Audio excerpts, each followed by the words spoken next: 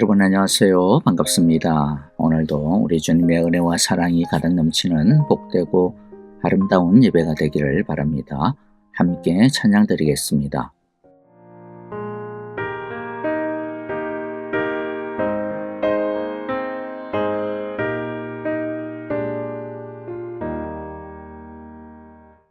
예수 사랑하심을 성경에서 배웠네. 우리들은 약하나 예수 권세만 더다. 날 사랑하신 날 사랑하신 날 사랑하신 성경에 쓰였네. 나를 사랑하시고 나의 죄를 다 씻어 하늘 문을 여시고 들어가게 하시네. 날 사랑하신 날 사랑하신 날 사랑하신 성경에 쓰였네. 내가 연약할수록 더욱 귀히 여기사 높은 보좌 위에서 낮은 나를 보시네. 날 사랑하신 날 사랑하신 날 사랑하신 성경에 쓰였네. 세상 사는 동안에 나와 함께 하시고 세상 떠나가는 날 천국 가게 하소서. 날 사랑하신 날 사랑하신 날 사랑하신 성경에 쓰였네. 아멘.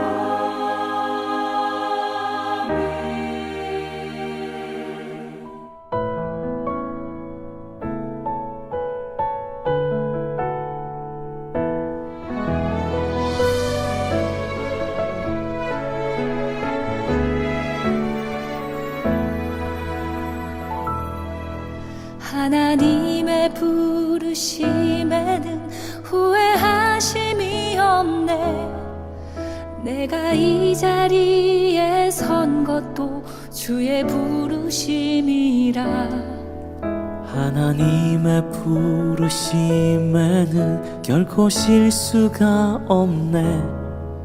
나를 부르신 하나님의 신실하심을 믿네. 작은 나를 부르신 뜻을 나는 알 수 없지만 오직 감사와 순종으로 주의 길을 가리라.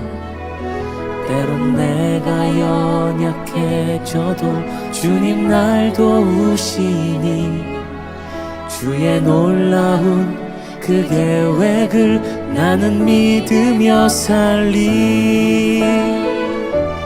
날 부르신 뜻 내 생각보다 크고 날 향한 계획 나의 지혜로 측량 못하나 가장 좋은 길로 가장 완전한 길로 오늘도 날 이끄심 있네.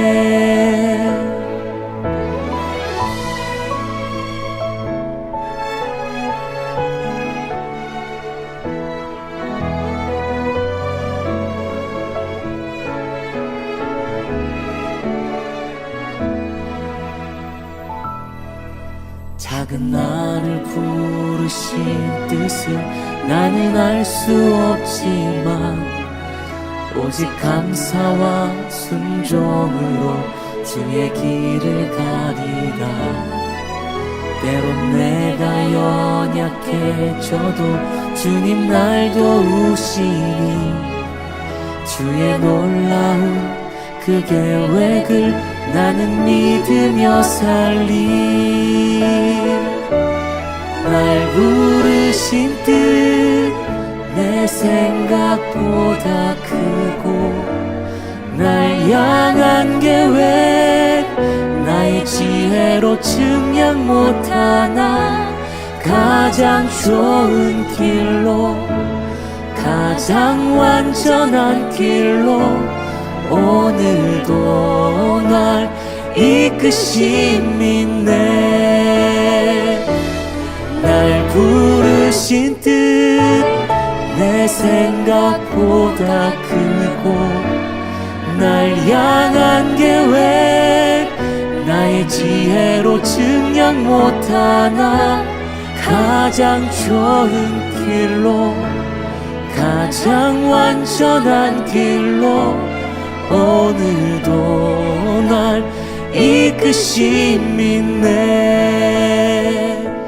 가장 좋은 길로 가장 완전한 길로 오늘도 날 이끄심 있네. 신실하신 주를 찬양해.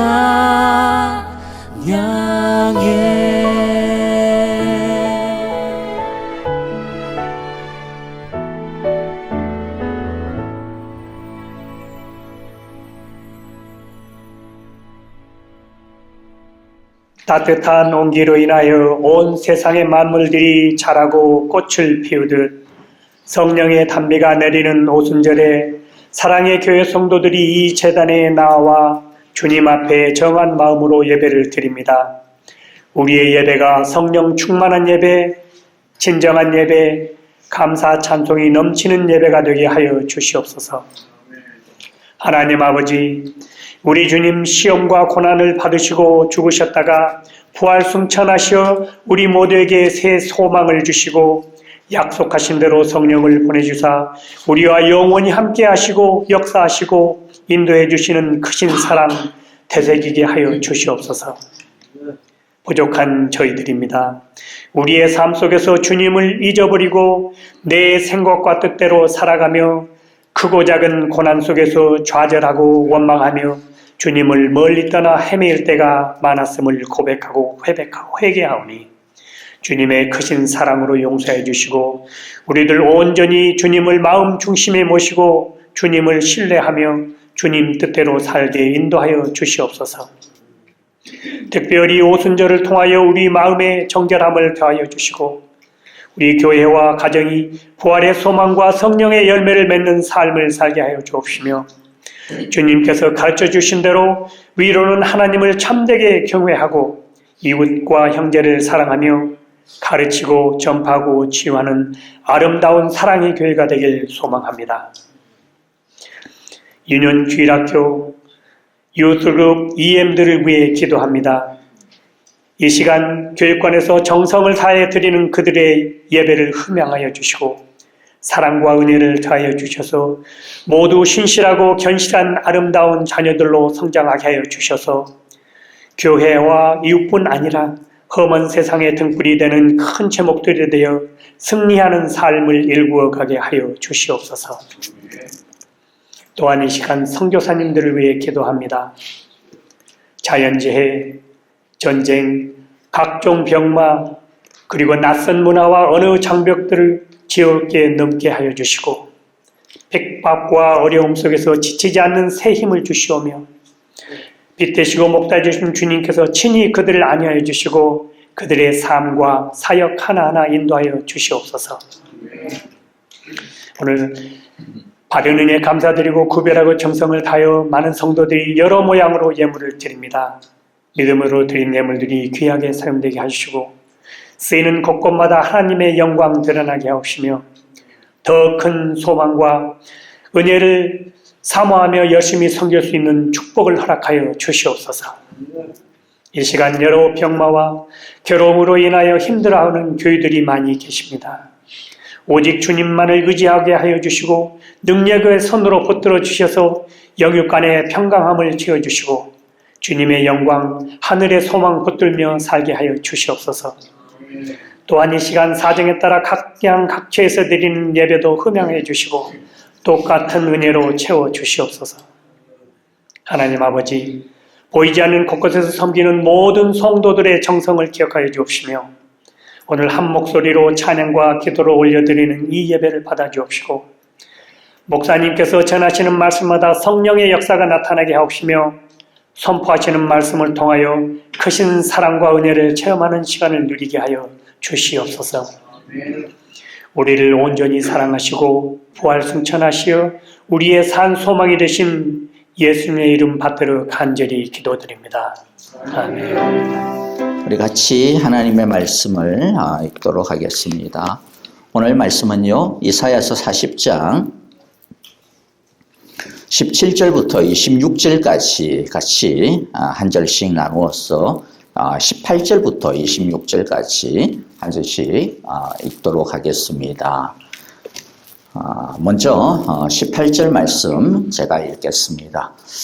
그렇다면 너희가 하나님을 누구와 같다 하겠으며 어떤 형상에 비기겠느냐? 우상이란 대장장이가 부어 만들고 도금장이가 금으로 입히고 은사슬을 만들어 걸친 것이다. 금이나 은을 구할 형편이 못 되는 사람은 썩지 않는 나무를 골라서 구하여 놓고 넘어지지 않을 우상을 만들려고 숙련된 기술자를 찾는다. 너희가 알지 못하느냐? 너희가 듣지 못하였느냐? 태초부터 너희에게 전해 들은 것이 아니냐? 너희는 땅의 기초가 어떻게 세워졌는지 알지 못하였느냐? 땅 위에 저 푸른 하늘에 계신 분께서 세상을 만드셨다. 땅에 사는 사람들은 하나님 보시기에는 메뚜기와 같을 뿐이다. 그는 하늘을 마치 엷은 휘장처럼 펴셔서 사람이 사는 장막처럼 쳐놓으셨다. 그는 통치자들을 헛수아비로 만드시며 땅의 지배자들을 쓸모없는 사람으로 만드신다. 이 세상의 통치자들은 풀포기와 같다. 심기가 무섭게, 씨를 뿌리기가 무섭게, 뿌리를 내리기가 무섭게 하나님께서 입김을 부셔서 말려버리시니 마치 강풍에 날리는 검불과 같다. 거룩하신 분께서 말씀하신다. 그렇다면 너희가 나를 누구와 견주겠으며 나를 누구와 같다고 하겠느냐? 너희는 고개를 들어서 저 위를 바라보아라. 누가 이 별을 창조하였느냐? 바로 그분께서 천체를 수요를 세워 불러내신다. 그는 능력이 많으시고 힘이 세셔서 하나하나 이름을 불러 나오게 하시니 하나도 빠지는 일이 없다. 아멘. 우리 같이 잠깐 기도하도록 하겠습니다. 하나님 아버지 감사합니다. 오늘도 이렇게 귀하고 복된 주님의 은혜의 날을 허락하여 주셨습니다. 주님의 은혜의 마음을 우리에게 부어주셔서 하나님을 찾고 하나님을 예배하게 하여 주시니 감사합니다. 보잘것없고 부족하기 짝이 없으며 자격 없는 우리가 하나님 앞에 나올 수 있는 이 귀한 마음, 성령 하나님께서 부어주신 줄을 믿고 감사합니다. 주님, 우리들이 이 마음을 온전히 열어 우리 하나님을 바라봅니다. 하나님을 집중합니다. 하나님을 간절히 사모합니다. 주여, 이 세상을 이길 하나님의 능력을 우리 모두가 오늘 말씀을 통하여 알게 하시고 보게 하시고 듣게 하여 주옵소서. 그 하나님의 은혜의 품에 거하는 시간 되게 하옵소서. 예수님 이름으로 기도하옵나이다. 아멘. 자, 이스라엘에게 하나님께서 구원의 약속을 주십니다. 오늘날 우리에게도 하나님께서는 언제나 구원의 말씀을 허락하여 주시죠. 그리고 오늘도 우리를 예배의 자리로 불러주신 것처럼 하나님께서는 언제나 우리를 당신의 은혜의 자리로 부르시고 품어주십니다. 하지만 안타깝게도 이스라엘은 이때까지 그 하나님을 제대로 믿지를 못했습니다. 아니, 하나님을 믿는다 그러면서도, 예배는 열심히 드린다 그러면서도 마음으로는 온전히 믿지 않아 결국에는 하나님으로부터 떠나버리는 그런 모습을 보이고 있습니다. 우리도 마찬가지 아니겠습니까? 하나님을 믿는다, 주여 주여 부르지만은, 그러나 진정으로 우리가 하나님을 믿고 의지하고 부르는지 참 우리 자신을 돌아볼 때 의문스러울 때가 많이 있습니다. 아마도 그 이유는요, 대부분은 이 세상을 살아가기에는 하나님이 너무 크셔서 우리가 보지를 못하든지 이해하지를 못하든지 우리들이 파악을 하지 못해서 그런 것이 아닌가 싶기도 합니다. 그것은 우리에게 좀 더 핑계를 많이 찾아본 것이고요. 아니면 어쩌면 하나님보다는 이 세상을 살아가는 데 있어서는 우리 자신의 힘이, 나의 지혜가, 또 이 세상이 가져다 주는 그와 같은 것들이 훨씬 더 의미가 있다, 훨씬 더 납득이 될 만하다, 훨씬 더 안전하다, 훨씬 더 확실하다라고 생각을 하고 있는지도 모르겠습니다. 하지만 사람은 결코 자신의 인생의 주인이 되지를 못하는 것 같습니다. 자신이 자신의 삶의 주인이다라고 하지만은, 그러나 진짜 자신의 삶을 자기가 주인 노릇하면서 살아가는 사람은 그렇게 많지는 않은 것 같아요. 그리고 그렇게 사는 사람들은 진짜 존경할 만합니다. 하지만 그런 사람조차도 결국에는 자기 자신에 대한 참으로 허무함에 많이 괴로워하는 것들을 보게 되죠. 하나님 대신 결국에는 다른 것으로 하나님을 삼고 살아갈 수밖에 없습니다. 그것을 우리는 무엇이라고 이야기합니까? 우상이라고 이야기합니다. 그래서 오늘 본문을 보면 바로 그런 우상을 쫓아가는 사람들에 대한 하나님의 이야기들이 많이 나옵니다. 근데 여러분들, 우상이라고 해서 우상 그러면 어떤 게 떠오릅니까? 절에 있는 불상이나 아니면 어디에 이렇게 이 나무에 걸려져 있는 어떤 오방색들, 색깔들, 이런 것들이 우상으로 느껴질 수도 있겠죠. 하지만 우상이라고 하는 것은 꼭 어떤 나무나 어떤 돌이나 어떤 신상만이 아닙니다. 결국에는 내가 나의 삶의 목표로 삼고 살아가는 것, 내가 나의 삶의 힘의 원천이라고 생각을 하면서 살아가는 것, 그게 결국에는 하나님이 아닌 것이라면 그게 우상이 되어집니다. 자, 오늘 성경 본문에서는요, 크게 두 가지의 우상을 우리에게 이야기를 합니다. 하나는 성공이라고 하는 우상입니다. 그 다음에는 힘이라고 하는 우상입니다. 예를 들어 18절부터 22절에 보면 이제 어떤 우상이 나옵니까? 사람들이 막 빚어서 만드는 우상입니다. 그것은 이스라엘 백성들이 가나안 땅에서 수없이 해왔던, 지금도 그들의 집에 곳곳에 깎아서 만들어 두고 있는 바알과 아세라 신상들, 바로 그러한 우상들이죠.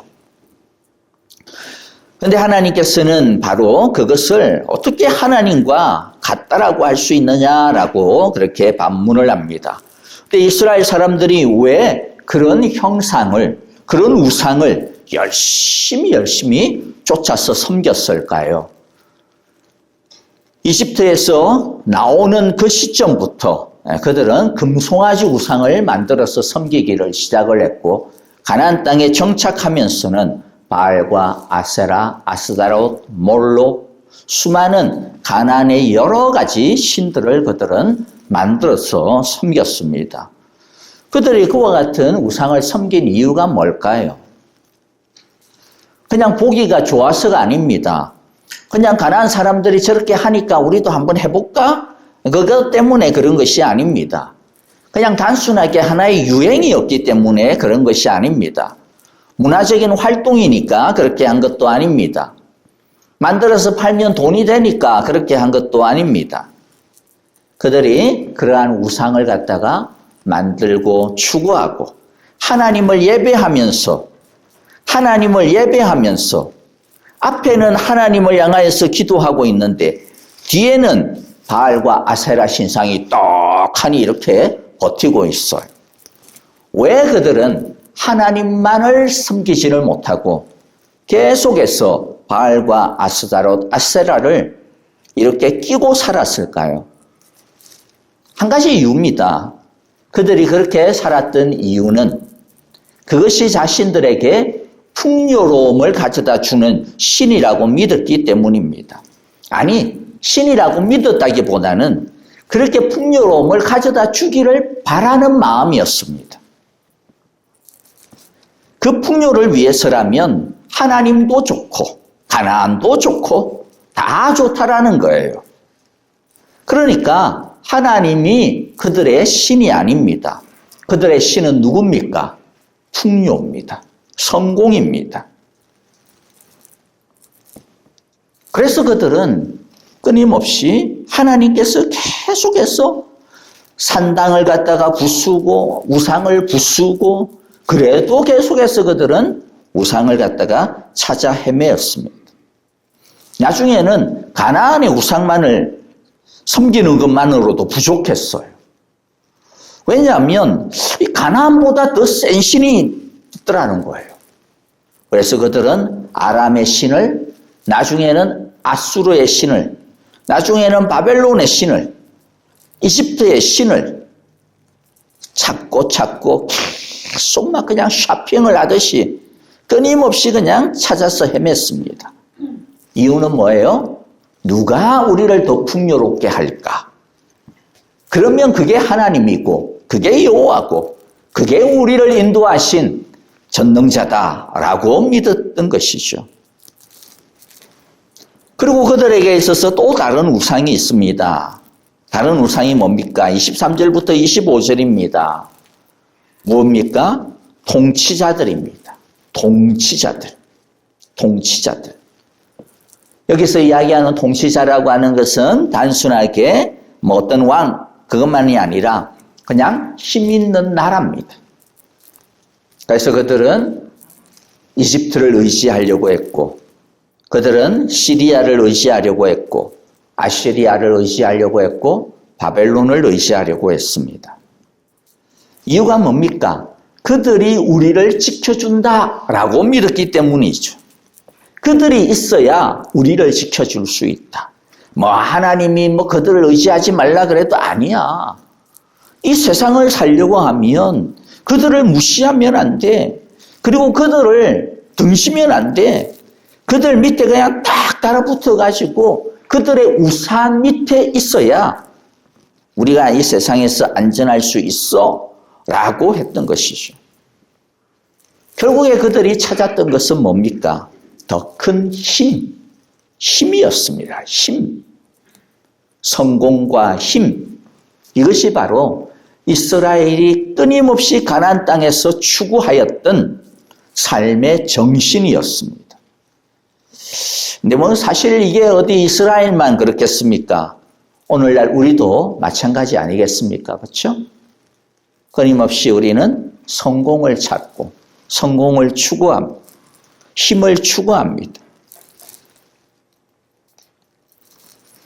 여러분 그렇다고 해서요. 성공이나 부유함이나 힘 그것을 갖다가 무시하라 그거 아니에요. 그것을 위해서 노력하면 안 된다. 그 노력하면 그 우상숭배다. 이 이야기 하는 것이 아닙니다. 성공이나 부유함, 힘을 위해서 노력해야죠. 열심히 살아야 됩니다. 하나님께서 우리에게 이 땅에 주셨을 때는 결국에 우리들이 뭐라 그럴까요? 보여지는 하나의 결과는 뭐겠어요? 그런 것들이죠. 열심히 노력해야 됩니다. 살아야 됩니다. 게으른 것은 그렇기 때문에 그거는 우상숭배보다도 더한 거예요. 문제는 뭘까요? 그 열심이, 그 노력이 방향을 잃어버릴 때 문제입니다. 무엇을 목적으로 해야 되는지 길을 잃어버리는 게 문제입니다.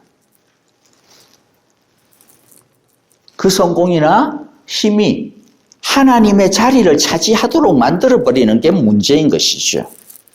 그게 우리의 최고의 가치가 되는 것이 문제입니다.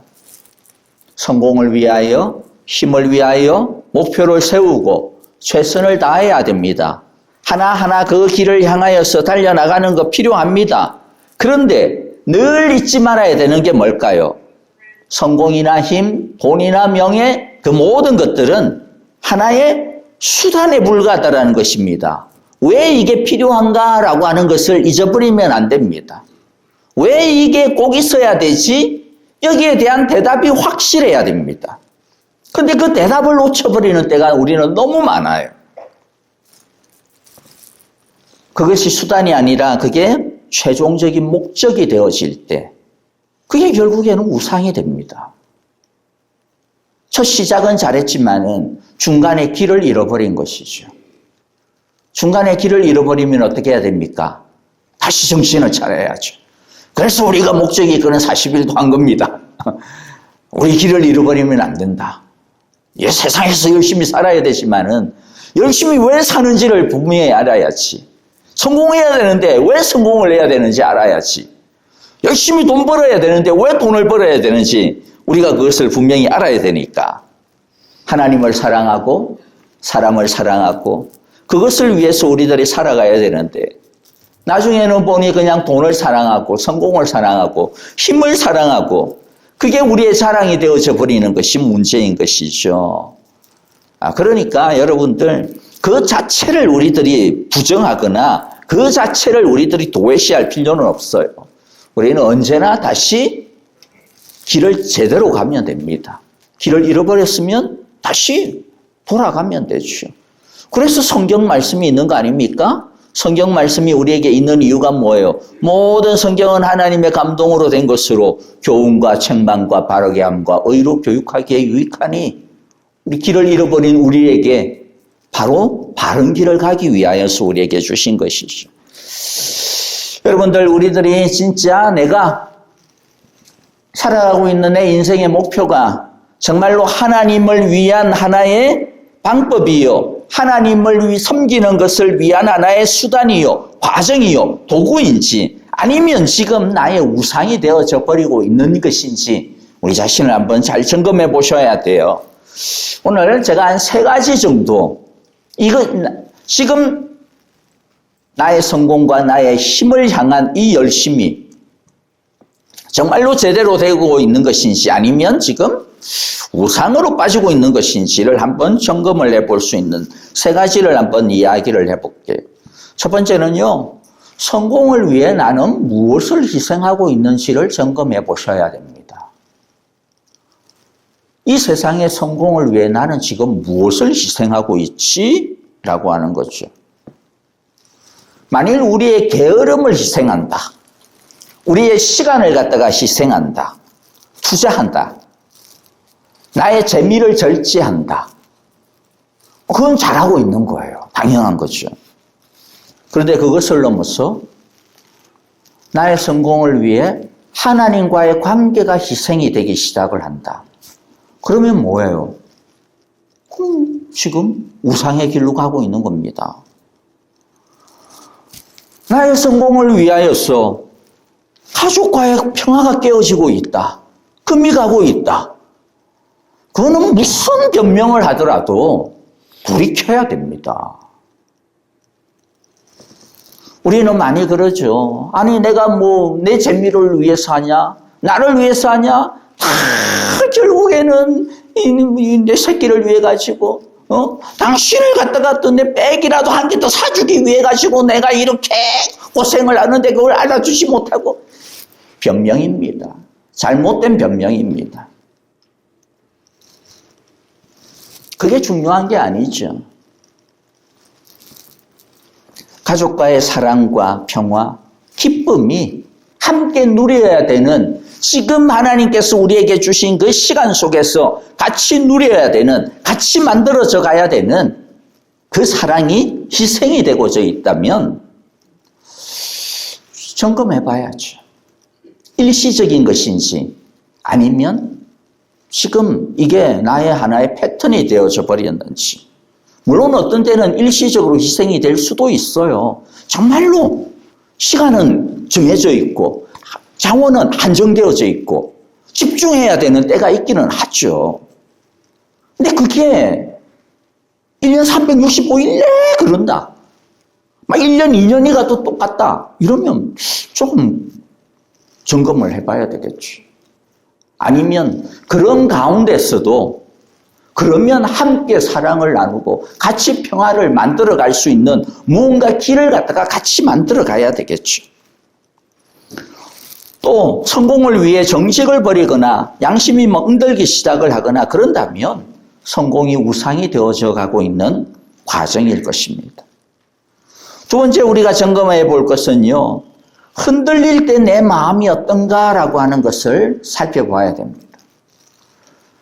내가 가지고 있는 이 성공이, 내가 가지고 있는 이 부유함이, 내가 가지고 있는 이 명예와 명성, 나의 자리, 내가 이룬 이 목적, 나의 이 지위, 이와 같은 것들이 실패하게 되어지고 때때로는 무너지게 되어지고 때때로는 하나님께서 거두어 가실 때 내 마음이 어떻는가라는 거예요.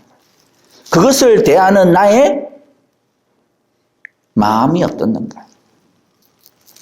아쉽고 속상하고 그건 잘못된 거 아니에요. 사람인데 그것조차도 없으면 그거는 사람이 아닙니다. 그거는 좀 이상한 어디 저 멀리서 온 이 터미네이터 같은 존재입니다. 당연히 아쉽죠. 당연히 속상하죠. 당연히 후회도 됩니다. 당연히 좀 어떤 때는 화도 납니다. 그런데 아쉬움과 속상함을 넘어서 그것이 우리들의 삶을, 우리들의 마음과 우리들의 영혼을 갖다가 흔들어 버리고 있다. 뒤흔든다. 우리에게 두려움과 공포, 이거 없으면 나는 끝장이야. 난 죽었어. 나는 삶의 의미가 없어. 나는 왜 살아? 나는 실패한 인생이야. 만일 그런 깊은 마음까지 도달하게 한다면 자신도 모르게 자신이 이룬 것이 자신의 우상인 거예요. 우리의 우상입니다. 성공과 부가 다른 사람과의 관계에 있어서 그것이 관계를 결정짓는 위치라고 한다면 내가 많이 가졌을 때는 사람들 앞에서 당당하고 떳떳하고 아무런 거리낌이 없고 아주 그냥 편안하고 그랬는데 나에게 뭔가 없고 나에게 지금 뭔가가 떨어져 있고 부족하고 뭔가 내가 실패했고 그러니까 사람들이 나를 볼 때 막 손가락질할 것 같고 그런 생각이 든다면 그것이 하나님의 자리에 이미 서 있는 것이죠. 어떤 것도 우리를 결정 지을 수 있는 것은 없습니다. 하나님 이외에는. 세 번째는 이제는 반대로 이제 성취했을 때입니다. 이루었을 때입니다. 그것을 바라보는 우리의 관점입니다. 그걸 내 것으로 보는 것인지 아니면 하나님의 은혜의 선물로 보는 것인지. 물론 그것을 이루었을 때 자부심을 느끼고 뿌듯함을 느끼고 어떤 자랑할 만한 당연하죠. 그거 충분히 하셔도 됩니다. 대단하죠. 그것을 위해서 얼마나 많은 것들을 절제하고 희생하고 얼마나 많이 애썼습니까? 하나님도 기뻐하실 거예요. 야, 정말로 너 수고 많았다. 이것을 위하여서 너가 정말로 그 진 십자가라고 할 수 있죠. 그것을 끝까지 해내구나. 나와 함께 이루었구나. 하나님 칭찬해 주실 거예요. 하나님께서 정말로 기뻐하실 겁니다. 하나님께서 욥을 바라보시면서 얼마나 기뻐하셨습니까? 사탄 보고도 야, 저 욥 봐라. 얼마나 대단하냐. 정말로 나의 자랑이다. 나의 자랑. 그렇게 한 것처럼 정말로 우리들이 이 세상 속에서 우리의 모든 힘과 에너지와 시간과 하나님께서 우리에게 주신 모든 자원들을 동원하여서 정말 하나님 앞에서 우리들이 이룬 성공, 그것들은 정말 하나님의 큰 기쁨이 되는 게 분명합니다. 하지만 그럼에도 불구하고 그것을 바라볼 때 어떤 마음이어야 되는 거예요? 내가 잘나서가 아니라는 거죠. 내 힘이 아니라는 것이죠. 물론 내 힘도 있겠지만 그러나 그 모든 과정마다 다 하나님이 하셨습니다. 다 하나님이 하셨습니다. 나는 그냥 하나님이 이끄시는 그 위에 올라타가지고 그냥 하나님이 이쪽으로 가자 그러면 이쪽으로 갔을 뿐이고 저쪽으로 가자 그러면 저쪽으로 갔을 뿐이고 그러다 보니 여기까지 왔습니다. 주님께서 해주셨습니다. 주님께서 하신 일입니다. 내가 이룬 성취, 내가 이룬 부, 내가 이룬 힘, 내가 이룬 자리 모두 다 내 손과 내 힘으로 얻었던 것이 아니라 주님께서 하신 것입니다. 그러면서 하나님을 향하여 마음을 열고 이웃을 향하여서 마음과 손을 연 것, 그게 뭡니까? 진짜 하나님을 위한 것이구나. 하나님이 하신 것이라고 믿는 것이죠. 반대로 우상이 되는 이것은 뭡니까? 내 힘과 내 손으로, 내 지혜로 이룬 것이다. 이 성취는 나의 업적이다라고 믿으며 손을 움켜쥐는 겁니다. 마음만 움켜쥐는 게 아니고 시갑도 닫아버리고 다른 사람에 대한 관심도 닫아버리고 그래서 나중에 하나님께서 야, 너의 것 이제는 좀 나눠야 되지 않겠어? 이렇게 하면 아까운 마음이 드는 거죠. 내 건데. 이 마음이 들면 뭡니까? 이미 우상이 되어 있는 거예요. 내가 1,000만 불, 1억 불짜리 부자라서가 아닙니다. 내 수중에 딸랑 100불짜리 하나밖에 없어도 이 내 건데 이건 그 100불이 뭡니까? 그 100불이 우상인 거예요. 우상이 수천만 불을 가진 사람만이 부가 우상이 된다라고 착각하지 마세요. 하나도 없는 사람도 부가 우상이 됩니다. 오히려 더 많이 될 수 있어요. 왜?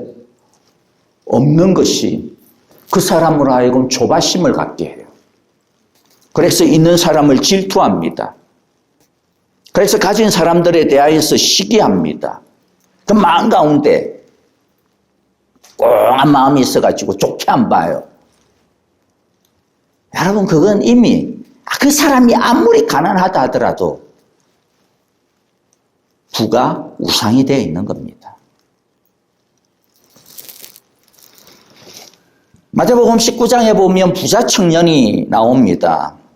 그 청년은 계명을 잘 지키고 열심히 있었습니다.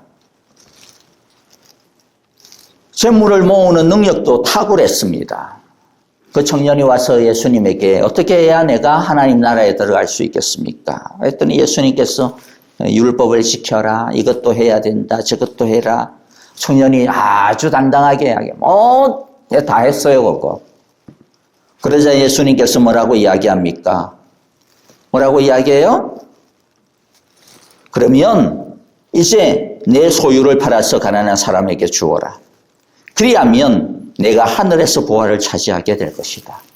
그리고 와서 나를 따르라. 그런데 이 청년은 그 말씀을 듣고 근심하면서 떠나갔습니다. 왜입니까? 재산이 그의 우상이 되어 있기 때문이죠. 그가 다른 사람을 돕고 이때까지 율법을 지키면서 선행을 갖다 쌓으면서 막 한 것, 결국에는 어느 선까지 한 거예요? 내가 할 수 있는 선까지. 내가 줘도 아깝지 아니하는 선까지. 끝까지 한 겁니다.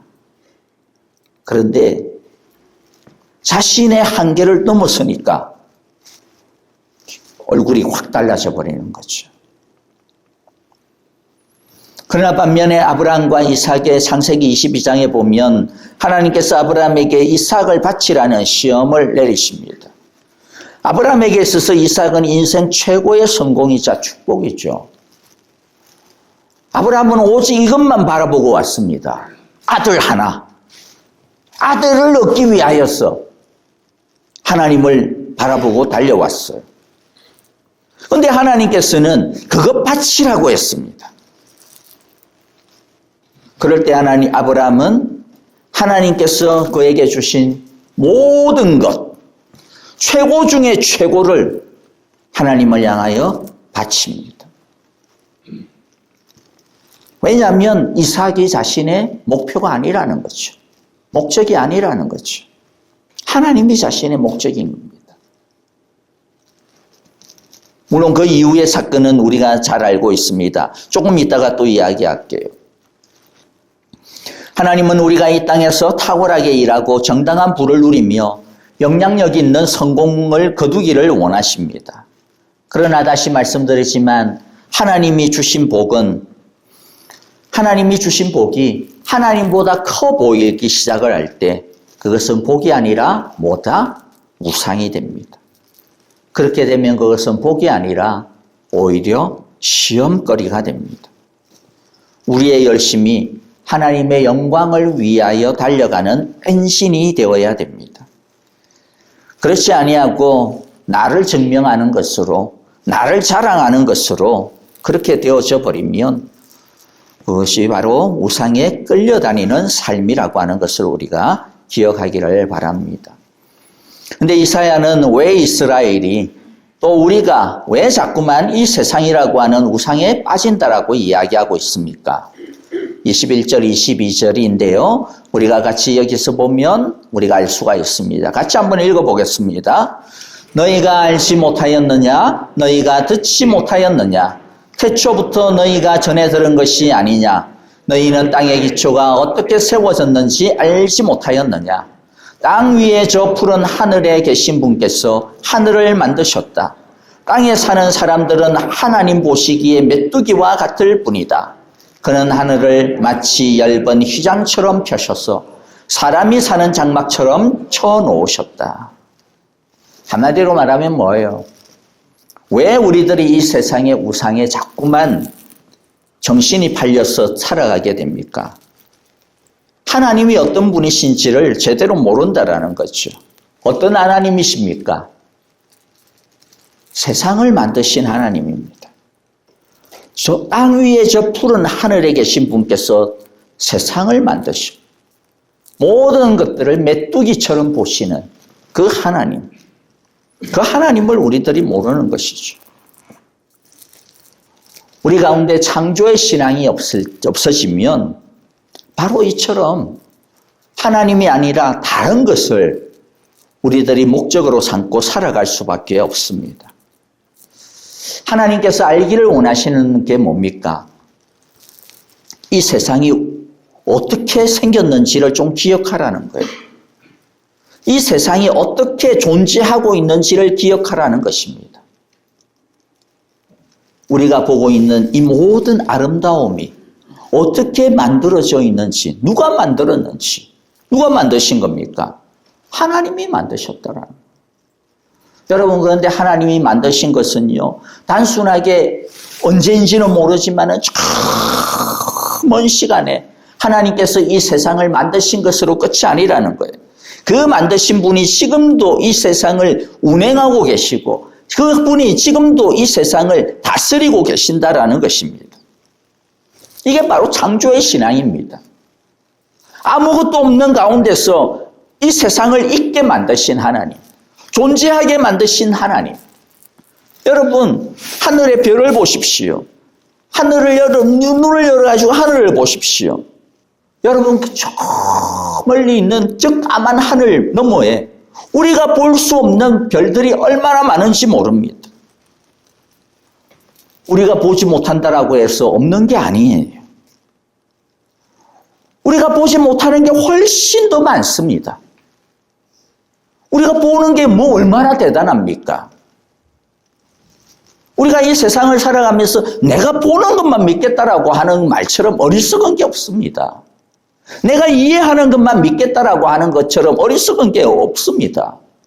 그런 과학적인 사고도 아닙니다. 우리가 보는 게 뭐 얼마나 대단하다고요. 보지 못하는 것이, 그러나 존재하는 것이 너무 많습니다. 우리가 그것을 알면 내가 이해할 수 없어도, 내가 판단할 수 없어도, 내가 다 알지 못하여도 하나님은 보이지 아니하는 곳에서도 일하고 계시는구나.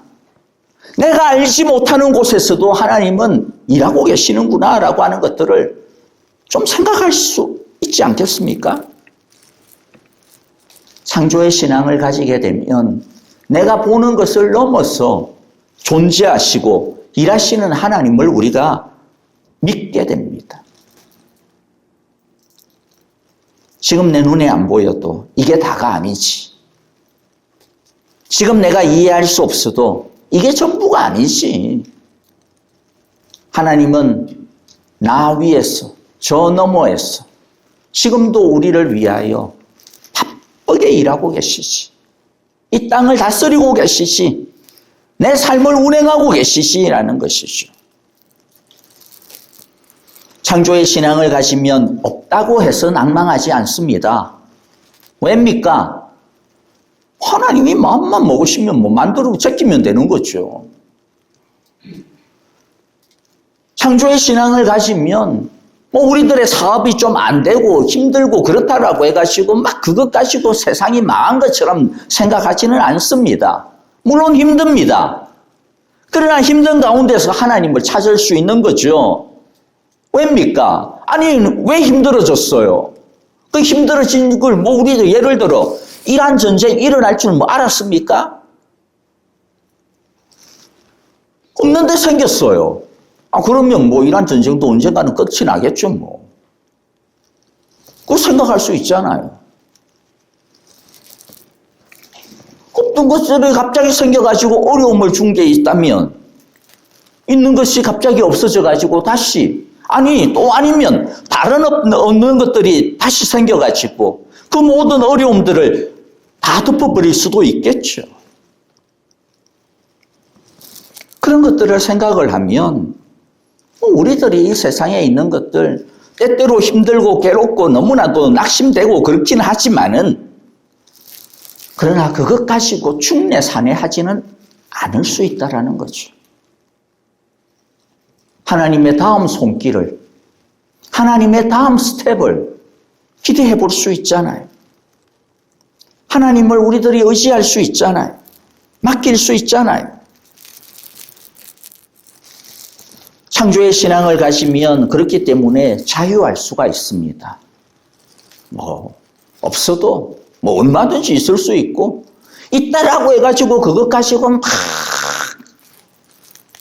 이게 나를 살리네 마네 그렇게 하지 않습니다.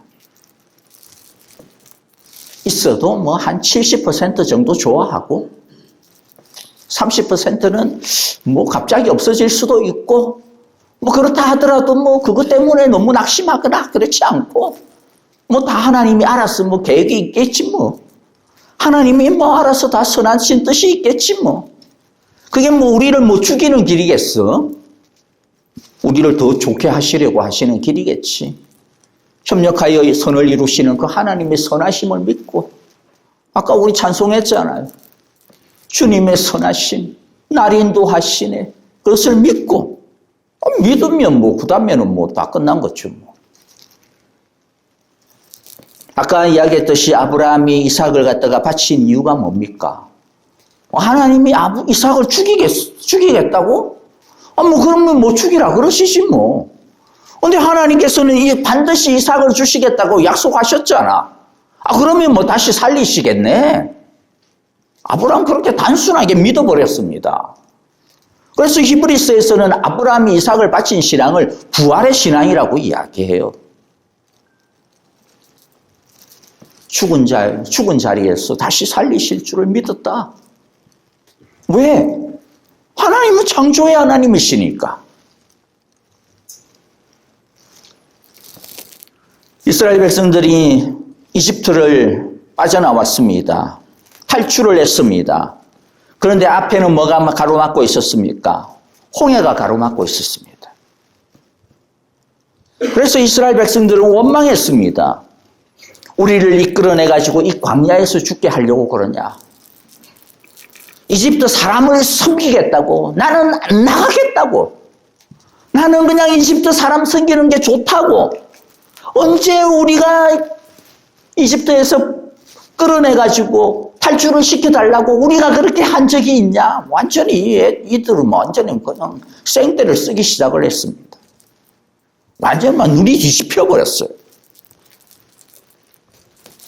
그때 모세가 뭐라고 선포합니까? 출애굽기 14장 13절 14절 같이 읽어볼게요.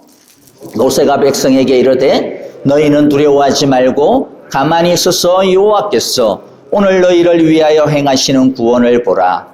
너희가 오늘 본 애국 사람을 영원히 다시 보지 아니하리라. 여호와께서 너희를 위하여 싸우시리니 너희는 가만히 있을지어다. 그런데 하나님께서 어떻게 싸우십니까? 출애굽기 14장 16절 같이 읽을게요. 지팡이를 들고 손을 바다 위로 내밀어 그것이 갈라지게 하라. 이스라엘 자손이 바다 가운데서 마른 땅으로 행하리라. 하나님 어떻게 했습니까? 길을 만들었어요. 고속도로를. 하룻밤 사이에. 근데 어디다 만들었어요? 홍해 바다 가운데다가 만들어버렸습니다. 여러분, 어느 누가 홍해 바다 속에 고속도로가 깔려있으리라고 생각을 했겠어요? 아무도 생각을 못했습니다. 저도 생각을 못했겠죠. 똑같이 이스라엘처럼 막 축내산에 배째라 막 이러면서 막 뒹굴고 막 나뒹굴었겠죠. 그런데 하나님은 놀라운 준비를 하고 있었어요. 바다 가운데 젖은 땅이 아닙니다. 마른 땅으로 걷는다 했습니다.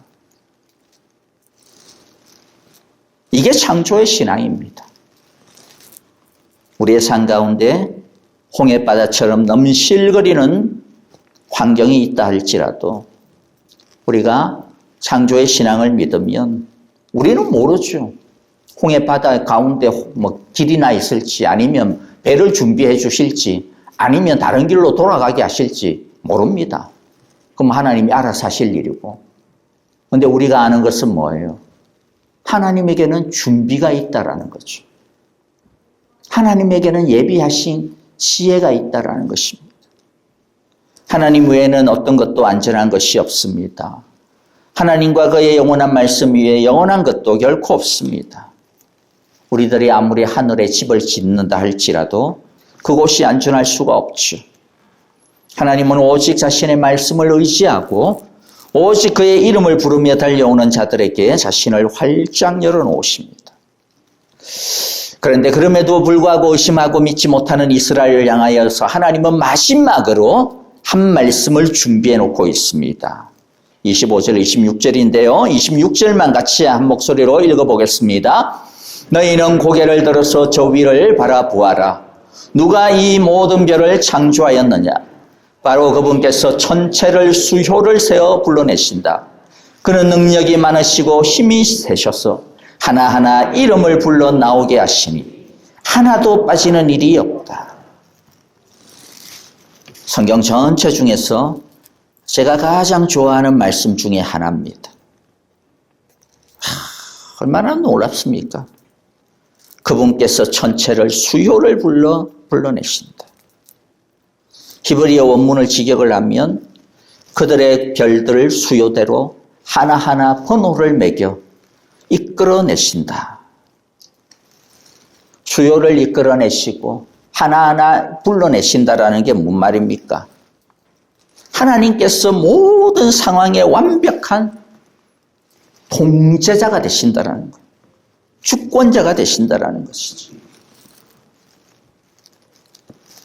여러분들, 별이 얼마나 많은지 아세요? 저 하늘에 별이 몇 개나 되는지 아세요? 뭐 당연히 모릅니다. 오늘날 우리들이 뭐 관측 가능한 뭐 전파 망원경이든 적외선 망원경이든 무슨 망원경을 뭐 둘러싸서라도 우리는 그것들을 다 알 수도 없고 셀 수도 없습니다.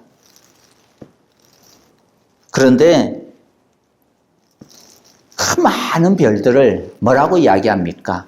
하나하나 번호를 붙여가지고, 다른 말로 하면 이름을 붙여가지고 하나하나 불러내신다는 거예요.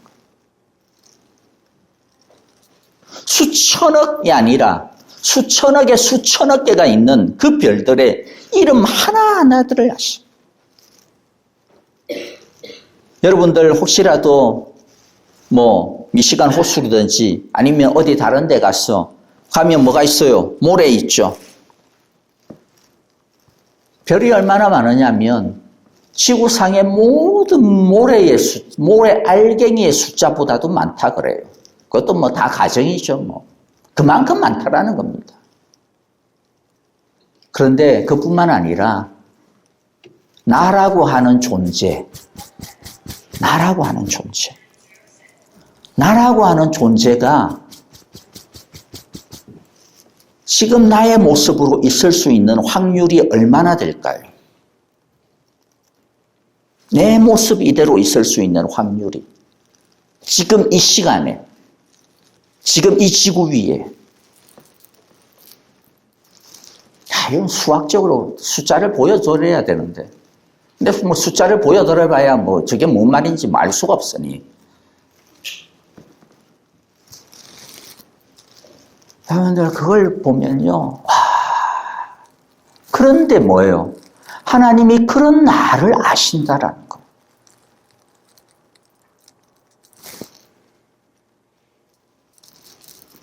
우리들이 해변에서 뭐 흔히 이야기하듯이 거기에서 여러분들 떨어뜨린 반지 하나 어떻게 찾아내겠어요?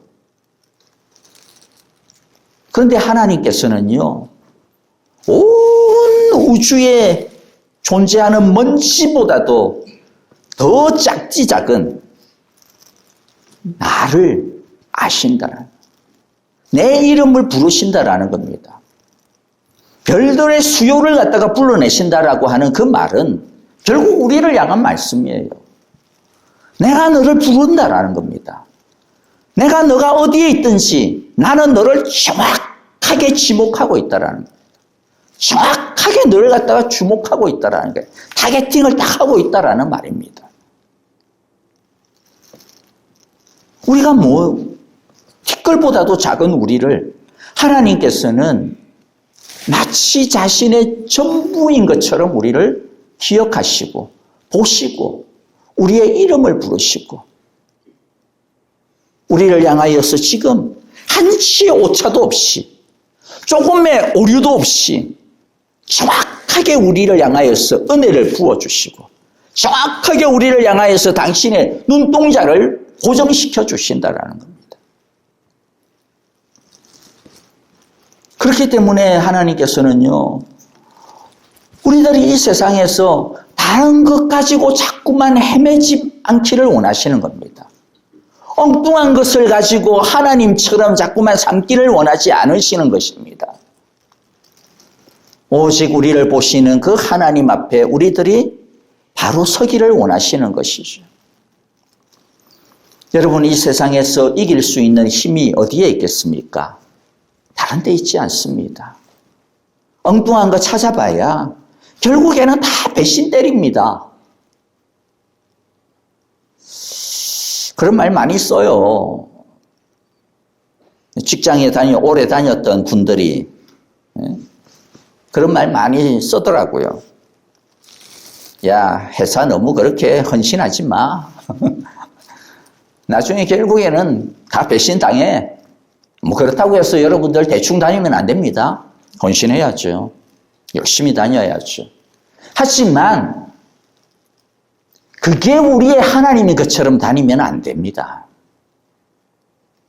열심히 우리 충성하지만 그게 우리의 하나님인 것처럼 충성을 하시면 안 돼요. 분별하셔야죠. 우리들은 오직 하나님만을, 우리 이 세상을 창조하셨을 뿐만 아니라, 근데 그 창조하신 하나님이 나를 주목하고 계시고 그 별들 가운데 꽉 가려져 있는 나를 기어이 오셔서 찾아내시고 나를 위하여 예수님 보내어주시고 나를 위하여 십자가 지게 하시고 나를 위하여 성령 하나님을 보내어주시고 나를 위하여 지금도 오늘 말씀을 보내어주시고 나를 위하여서 지금도 오늘 당신의 그 손으로 덮어주시고 이끌어주시는 그 사랑을 우리들이 의지하며 살아가기를 간절히 바랍니다. 그래야 할 때 바로 우리들이 이 세상에서 진짜 자유한 자가 되어서 살아갈 수가 있습니다. 기쁘게 살아갈 수가 있습니다. 행복하게 살아갈 수가 있습니다. 평안을 누리며 살아갈 수가 있습니다. 하늘 위에 앉아 계신 저 하나님이 우리의 마음 가운데 살아 역사하시는 하나님으로 여러분들의 마음 속에 우리의 심령 속에 날마다 좌정하여 다스려 주시기를 간절히 바라고 기도합니다. 우리 함께 기도하겠습니다. 오늘 우리에게 주신 말씀들 우리 기억하시면서 우리 함께 기도합시다. 오직 하나님만이 우리의 참된 하나님이십니다. 우리 하나님을 의지하고 믿기를 원합니다. 여러분, 그런데 이 하나님이 우리를 부르시고 계세요. 우리는 별도 아닌데, 우리는 태양도 아닌데, 그런데 우리를 부르시고 계십니다. 아니, 이미 우리를 위하여서 당신의 아들 독생자 예수님을 보내어 주셨습니다. 당신의 최고의 사랑을 부어 주셨습니다. 여러분, 이 하나님의 사랑을 우리들이 늘 기억하기를 바랍니다. 세상 속에서 혹여라도 사람들로 인하여서 낙심하고 실망했습니까? 에이, 사람들은 다 그래요. 다 알잖아요. 그러나 우리를 배신하지 아니하고 배반하지 아니하는, 영원히 떠나지 아니하시는 우리 주님, 우리 하나님이 계십니다. 우리가 그렇게 열심히 애쓰고 열심히 나의 청춘을 바쳤는데, 그런데 나의 직장이, 나의 사업체가, 나의 사업이 우리를 실망시키게 할 때도 있어요. 심지어는 우리의 자녀들이, 우리의 배우자가 우리를 실망시킬 때도 있죠. 그러나 하나님은 우리를 실망시키지 않습니다. 주님의 십자가는 우리를 실망시키지 않습니다. 성령 하나님은 우리를 결코 떠나지 아니하십니다. 지금도 하늘 보좌에서 우리의 이름을 부르시며 우리를 향하여 손을 내미시고 우리를 향하여 내려오시며 다가오시는 그 주님의 은혜를 붙드는 시간 되기를 바랍니다. 우리 함께 기도하겠습니다. 하나님 아버지, 정말로 티끌보다도 작은, 먼지보다도 작은 우리를 아시는 하나님 감사합니다. 우리를 위하시는 하나님 감사합니다. 우리를 사랑하시는 하나님 감사합니다. 하나님 아버지, 이 사랑 안에 늘 거하게 하여 주옵소서.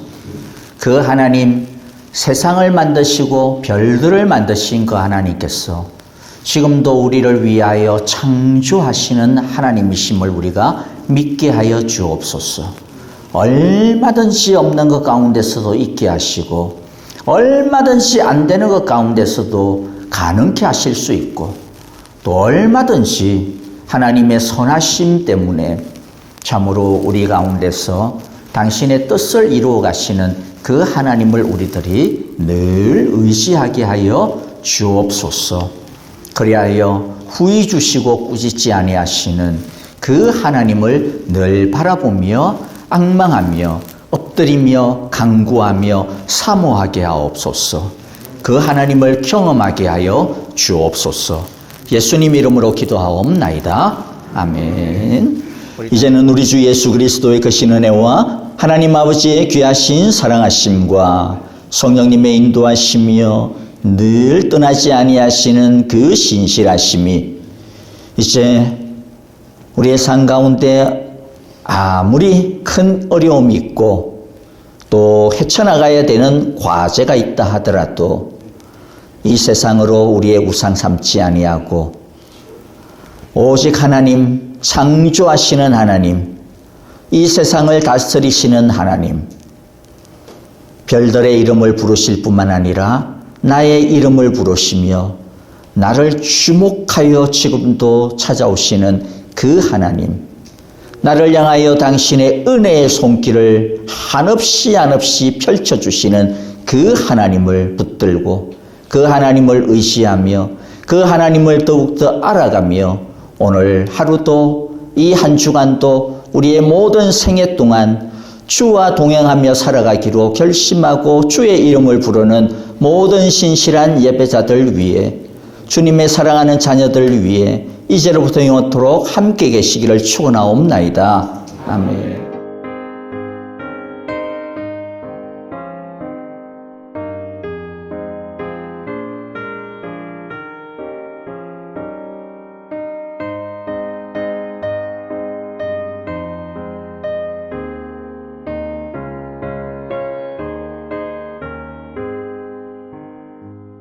주 안에 있는 나에게 난 근심이 있으랴 십자가 밑에 나아가 내 짐을 풀었네 주님을 찬송하면서 할렐루야 할렐루야 내 앞길 멀고 험해도 나 주님만 따라가리 그 두려움이 변하여 내 기도 되었고 전날의 한숨